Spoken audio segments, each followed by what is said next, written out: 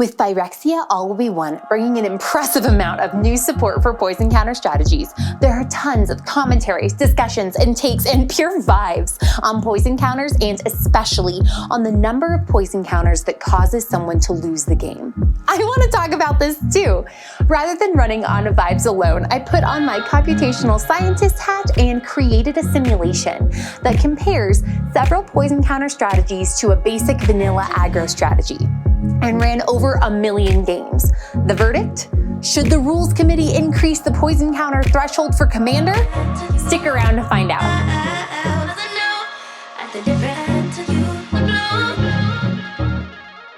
I'm really interested in this discussion. I love alternate win conditions, and I find game mechanics and discussions around game mechanics really interesting. Even before this set, Infect and poison counters have always had a bit of a negative reputation. I think any time that it feels like someone loses the game suddenly or out of nowhere, it can feel jarring, and people don't always like that. But poison counters add a fascinating wrinkle to the alternative win con pantheon. The poison counter concept adds a second health bar to the game. Where significant research exists on the theory of zero-sum games, such as chess, there's scant research on the theory of games based on reducing an opponent's point count, and even less on how alternative health bars affect the Nash equilibrium of a game. Now let's get into definitions. There are 3 different keywords that directly interact with poison counters: toxic, poisonous, and infect. For the sake of simplicity, we're going to ignore proliferate. A creature with Infect deals damage to creatures in the form of -1/-1 counters and players in the form of poison counters. If a player has 10 or more poison counters, they lose the game, even if they have lots of hit points left. Infect can also be dealt with non-combat damage. Poisonous is different. It's specifically a combat damage trigger, where the poisonous effects goes on the stack. There are 2 cards with it: Virulent Sliver and Snake Cult Initiation. Spoilers, for the simulation that I'm going to be running, looking at whether poison counters are overpowered, I'm going to be heckin' ignoring poisonous. Toxic was just introduced in the latest standard set, Phyrexia All Will Be One. Anytime a creature with Toxic deals combat damage to a player, that player gets a number of poison counters equal to the toxic value of that creature. This is distinct from poisonous in that the poison counters are applied at the same time as damage, akin to gaining life with lifelink. A creature's toxic value is not directly connected to that creature's power like it is with Infect. This means that Toxic does not scale with growth, whereas Infect does scale. If a 2/2 creature with Infect is boosted to a 5/5, then the number of poison counters dealt would increase from 2 to 5. Toxic, on the other hand, will not scale. Toxic works really well with effects like Double Strike because combat damage occurs twice. Toxic can also stack. If something has Toxic 1 and then is giving Toxic 1, then it has Toxic 1 twice, which is Toxic 2. Now let's talk about where the conversation is in the world of Commander. Unlike how the life total was moved from 20 total life in 60 card formats to 40 life in Commander, the threshold for losing due to poison stayed the same at 10 poison counters. And those 10 counters can be from any of the other 3 people at the table. This means that poison damage can become scarier in Commander if more people are playing cards that deal poison counters. The use of hit points in Magic the Gathering is a staple of the game. Unlike many other board games that have either many different ways of getting points or multiple paths to victory, Magic the Gathering is generally really focused on hit points. I guess besides the many other alternative win conditions that exist, but those are notably alternative win conditions. Interestingly, the term hit points was coined by Dungeons & Dragons co-creator Dave Arneson. Magic the Gathering was created by Wizards of the Coast to be a game played around Dungeons & Dragons games, so it kind of isn't that surprising. A person's hit points or health is the maximum amount of damage that they can withstand before losing. In Magic, you can lose life, but also gain life.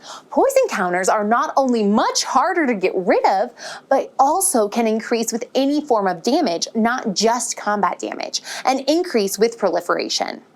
This makes it a little scary, and this has prompted a ton of discussions. The Command Zone put out a video, Is Infect Too Strong?, where they discussed whether the poison rule needs to be changed. And a quick search on YouTube and Twitter brought up tons of videos and tweets where people are commenting on the strength of poison counters. whether they are overpowered, and whether poison counter rules need to change. Even Sheldon Minery, the inventor of Commander and the spokesperson for the RC, or Rules Committee, actually tweeted about whether or not the RC was considering raising the number of poison counters required to knock somebody out of the game. He said, "We understand that the new toxic ability from Phyrexia All Will Be One has folks asking about raising the number of poison counters in Commander.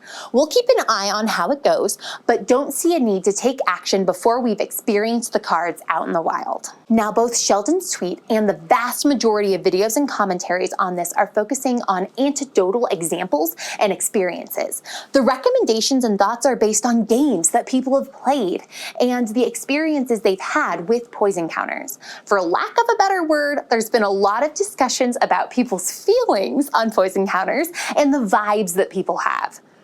Generally, I think that experience is one of the best ways to see if a game mechanic works.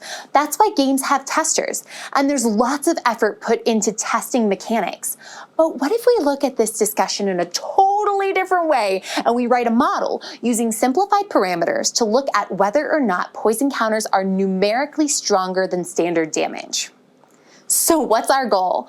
I want to look at whether creatures that deal poison counters can cause a person to win a game by dealing each opponent 10 poison counters significantly faster than creatures dealing 40 points of direct damage to their opponent. Now, there are so many variables in Magic the Gathering. So just like how in your introductory physics class, where you solved problems using a spherical cow, we are going to be using a lot of simplifications to run this simulation. The restrictions we have in our model also affect the vanilla deck list. No pump spells, no combat tricks, no evasion. Hopefully that will keep both the Infect strategy and the vanilla strategy on a fair basis of comparison. Here are the simplifications I'm making. First, Infect is an aggro strategy. As such, I'm going to be only focusing this model on creatures. I'm going to be comparing 4 decks. Each deck will have 42 lands and 58 creatures. The mana curve for this deck is based roughly on the findings provided by Frank Karsten in his piece on Channel Fireball on the optimal mana curve for a commander. Where his optimization suggests having 0 cards in the deck that share a mana value with the commander, we're disregarding the commander altogether, so the curve is smoothed out. So there are creatures at every mana value from 1 to 7.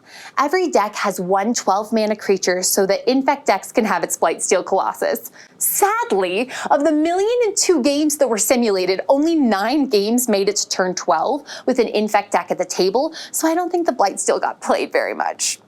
The mana curve for this deck consists of 6 1-drops, 10 2-drops, 12 3-drops, 13 4-drops, 9 5-drops, 5 6-drops, 2 7-drops, and that 1 12-drop. Next, all the creatures in my distribution of creatures will only have strength and not toughness. We're going to assume that no one is blocking at all. Is this accurate? No, but this is already a lot of coding that I'm starting on Wednesday for a video that I'm releasing the following Friday. So this is what you're gonna get. While most creatures generally do something, for this model, every creature is going to either be a vanilla creature or a creature that deals poison counters. I'm going to be only looking at one deck that's composed completely with lands and vanilla creatures, a second deck that utilizes all of the possible creatures with Infect, and then the remaining vanilla creatures to flesh out the deck so the mana distribution of creatures is the same for each deck, a third deck that utilizes all of the possible creatures with Toxic, fleshed out with vanilla creatures, and a final deck that utilizes a combination of Infect and Toxic cards. Vanilla creatures were modeled as a creature whose power equaled its mana value. Sure, green is filled with creatures whose power is pushed past their mana value, but those were ignored here. Sorry, Impervious Great Worm. Infect creatures were modeled by their real-world counterparts. There are 45 creatures with Infect in Magic, and all 45 were used in the Infect deck. This has the unfortunate side effect of including Ogre Menial as a 4-drop with 0 power. I did not code his ability. I don't think it made much of a difference. The Infect deck was then filled with vanilla creatures to match the curve of all the other decks. Toxic creatures were similarly modeled based on their real-world counterparts. There are 35 creatures with the Toxic keyword on them, and and all 35 creatures were used in the toxic deck. As with the Infect deck, the rest of the curve was filled in with vanilla creatures. Finally, for toxic Infect combination deck, the Infect deck was taken as a baseline. All of the vanilla creatures were replaced with the best toxic creatures available on curve, and then several of the Infect creatures were replaced with strictly better toxic creatures, measured by if they could deal more poison counters for the mana value, or the same amount of poison counter damage for the mana value, but with a higher power stat. Goodbye, Ogre Menial! For the simulation, each deck is dealt a random hand, goes through the untap, upkeep, and draw steps, and then has the opportunity to play a land from its hand. The number of lands under that deck's control is checked, and then the creature with the highest mana value possible in hand is played. Creatures played have Summoning Sickness the first turn they're played. After the first main phase, all creatures able to attack do so. For this simulation, I had creatures always attack the player with either the most life or the highest poison counters. This ended up accidentally leading to an interesting bias towards the fourth player rather than the first player like we typically see in Commander. You may be asking, hey, shouldn't the lowest poison counter player get attacked before the one with the highest poison count? Well, that may be true. It might be worth a follow-up investigation. The typical play pattern for an Infect deck is to take out one player at a time as quickly as possible, so we wanted to model this here. I ran 6 Monte Carlo simulations with different combinations of decks. First, I randomized each deck. There was an equal probability that each of the 4 available spots could be filled with any of the 4 types of decks with repeats allowed. This leads to 256 possible pod compositions with a random turn order on top of that. Next, I looked at 3 vanilla decks versus each of the other combinations. So 3 vanilla decks against 1 toxic deck, 3 vanilla decks against 1 Infect deck, and 3 vanilla decks against the combination deck. These experiments will help us not only compare the strength of Infect Toxic and Infect and Toxic together to each other, but also this will help us track if poison counter strategies get stronger with more people playing a poison counter strategy at the table. To look at this, I also ran a set of simulations with 2 vanilla decks and 2 randomly determined poison-based decks. Finally, an ensemble of simulations was run with 1 of each deck in the pod with a random turn order amongst the decks. Each Monte Carlo ensemble consists of 166,667 games. 6 ensembles of that size clocks at a total of 1,002 games simulated. The results were interesting. In a balanced Commander game, a particular deck will win about 25% of the time. In a 3-on-1 scenario with 3 vanilla decks, a toxic deck will win 25.8% of the time, which is generally what we would expect for a balanced deck. So based on the 166,667 games run with this matchup, one single deck playing a toxic strategy is not more powerful than a single deck playing an aggro strategy. In a 3-on-1 scenario with 3 vanilla decks, an Infect deck will win 36.5% of the time. Based on these 2 different trials, I would argue that cards with Infect are generally stronger than cards with Toxic, and that the Infect aggro strategy is stronger than a vanilla aggro strategy. In the same 3-on-1 scenario with 3 vanilla decks, a Toxic Infect deck will win 49.2% of the time. This is crazy good. Even with 3 other decks running vanilla aggro strategies and dealing no poison counters, the Toxic Infect deck won nearly half of the games, and generally the deck won by turn 7. Now, there is a very small pool of creatures with Infect and Toxic when you think about all the possible creatures that can go into a Commander deck. And in a general Commander game where blocking, instants, sorceries, and non-aggro strategies are considered, that win rate would definitely go down. However, this does indicate that poison counter strategies are viable, and even when there's only one deck dealing poison counters at the table. Now, let's consider the chances of a vanilla aggro deck winning, depending on the number of decks running a poison counter strategy. If there's just one deck running a strategy with poison counters, a vanilla deck has about a 62.8% chance of winning. If there are 2 decks running a strategy with poison counters, that drops down to 27.0% of the time. If there are 3 decks running a deck with poison counters, the odds of the vanilla deck winning is now only 11%. Now, in a completely fair game, these numbers should be 75%, 50%, and 25%. So we see a clear advantage to running Infect no matter the pod composition. So how often did decks win by poison counters? This can help us tell if 10 poison counters is a balanced second health bar. In a 3 vanilla on 1 situation with the Infect deck, 57.2% died to Infect damage. With the Toxic deck, only 19% of players died to Infect damage. And with the Toxic Infect deck, 70.2% died to Infect damage. If we increase the number of decks running a poison counter strategy to 2, 80% of players died from Infect damage. I'm not totally sure what we would consider balanced here, maybe 50% because 2 players are attempting to win using the secondary strategy.